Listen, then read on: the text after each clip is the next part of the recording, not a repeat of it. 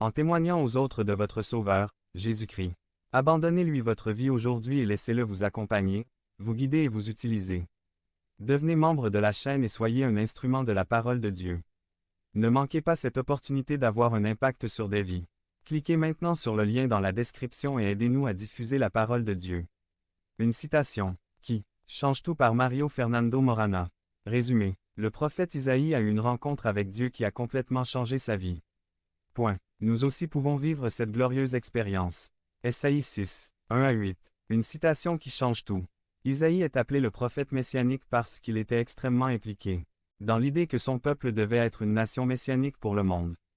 C'est-à-dire une nation à travers laquelle Dieu bénirait le monde entier. Il était le fils d'Amos, un aristocrate. Il a eu une excellente préparation.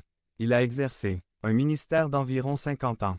Il a écrit d'autres livres qui n'ont pas survécu. Il est le prophète le plus cité du Nouveau Testament. Mais tout a commencé le jour où cet homme a eu un rendez-vous avec Dieu. Isaïe a eu un rendez-vous avec Dieu qui a transformé sa vie. Cet homme brillant a rencontré 3 réalités qu'il ignorait.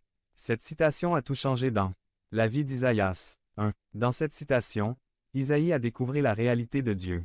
Vers 1 à 4. 1.1 Dieu ne s'était jamais révélé à Isaïe de cette manière. J'ai vu le Seigneur. 1.2 Ce qu'il a vécu l'a profondément touché. C'était une réalité dont il ignorait complètement. Point. 358. 1.3 Dieu révéla à Isaïe. 1.3. 1 Son autorité assis sur un trône. 1.3. 2 Sa grandeur ses pans remplissaient le temple. 1. 3. 3 Sa domination il y avait des séraphines. 1.3. 4 Sa sainteté. Saint, Saint, Saint. 1.3. 5 Sa puissance. Les montants des portes ont tremblé. 1.4 Que Dieu Tout-Puissant est entré en contact avec un homme plein de limitations. Point. Ésaïe n'aurait sûrement jamais imaginé vivre une chose pareille. 1.5 C'est ce qui arrive lorsque nous rencontrons Dieu. Nous réalisons sa grandeur et notre petitesse. Par la parole partagée avec nous. Par le ministère et l'œuvre de son esprit dans nos cœurs, Dieu se révèle à nous. 1.6 Isaïe a besoin de cette révélation de la réalité de Dieu pour se permettre d'être servi. Et pour pouvoir plus tard accomplir le dessein que Dieu avait pour sa vie. 1.7 Tout dans la vie commence lorsque nous avons une véritable rencontre avec Dieu.